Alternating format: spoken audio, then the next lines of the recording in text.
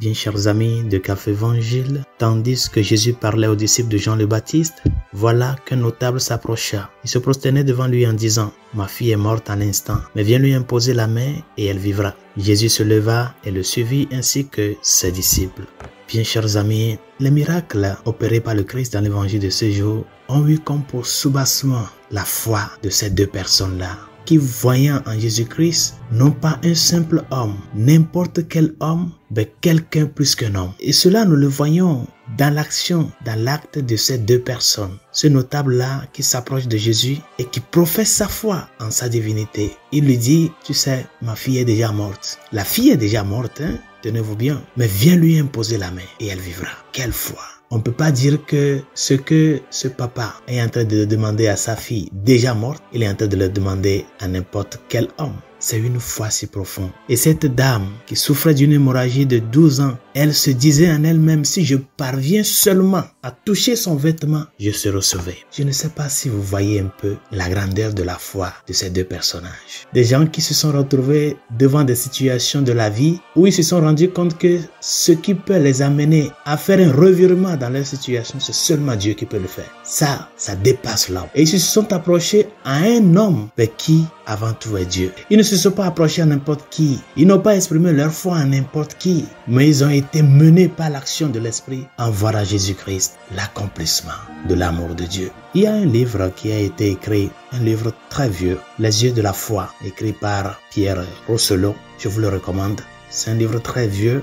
Mais Pierre Rousselot fait une analyse de l'acte de foi chrétien. Ce qu'est la foi, quand nous parlons aujourd'hui de la foi, qu'est-ce que cela est? Et il le dit clairement que ce n'est pas une simple adhésion intellectuelle à un credo, à une formule, à un symbole qui est déjà préétabli. Ce n'est pas juste une adhésion intellectuelle. On dit que c'est ça la foi de l'Église. Mes chers amis, la foi, c'est une forme de connaissance vivante et intérieure. C'est-à-dire que celui qui fait le pas de la foi en lui, cette personne vit quelque chose intérieurement. C'est pour cela, l'Église nous le rappelle, la foi c'est un don surnaturel. Ce n'est pas un don naturel. C'est un don qui dépasse l'entendement humain. Celui qui a vraiment la foi, quand il exprime ses convictions en Dieu et qu'il est devant quelqu'un qui n'a pas la même foi, il se sent surpris. Mais pourquoi moi je vois ça, lui ne le voit pas? Pourquoi moi je crois que c'est ça là? Dieu peut le faire, mais lui ne le voit pas. La foi c'est un don surnaturel. Mais ce n'est pas un don surnaturel fermé, réservé à certains, non. Il faut aussi une disponibilité intérieure pour que ce don surnaturel puisse faire fleurir notre vie. Ce notable-là, cette femme souffrante d'une hémorragie de 12 ans, ils ont fait un pas vivant et intérieur. Je lève les yeux vers les montagnes, d'où me viendra le secours. Le secours me viendra du Seigneur qui a fait le ciel et la terre. Non pas d'un homme, non pas d'une idée, non pas d'une théorie, mais de celui qui par amour pour moi s'est fait petit et a pris notre nature humaine pour se faire proche de nous. Chers amis, nous voyons cela dans l'image de Saint Thomas l'apôtre qui, quand il était devant cette doute de foi et qu'il disait que s'il ne voit pas le Seigneur, il ne va pas croire qu'il est ressuscité. Saint Thomas, ayant vu le Seigneur, est tombé sur ses genoux. Il a vu un homme, mais il a professé sa foi en Dieu, mon Seigneur et mon Dieu. Il a vu dans l'humanité du Christ le reflet total, l'accomplissement de l'amour de Dieu pour les hommes. Chers amis, c'est ça, ce à quoi nous sommes appelés. C'est pour cela que la célébration de la foi de l'Église se fait par des actes visibles. Mais ces actes visibles-là doivent nous amener à rentrer en contact avec ce que nos yeux ne voient, l'invisible. Nous célébrons les sacrements avec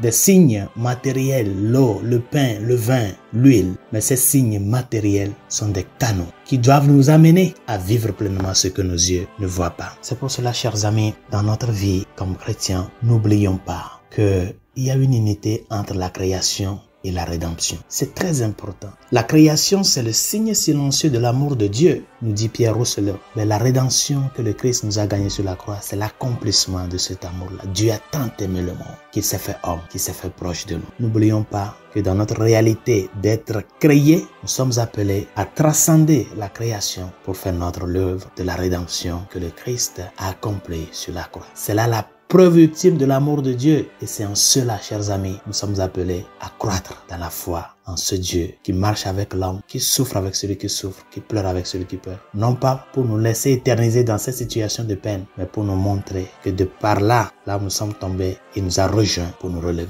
Ma fille est morte, mais viens lui imposer la main et elle vivra. Cette fois-là, demande-le au Seigneur et ouvre-toi. S'il l'a donné à ce monsieur, si cette dame qui souffrait d'hémorragie crut que le Seigneur peut le faire, toi aussi, tu peux y parvenir à grandir dans cette foi. Voir les œuvres de Dieu dans les petitesses de la vie de tous les jours. Que sa grâce nous y aide. Bonne journée. Dieu vous bénisse.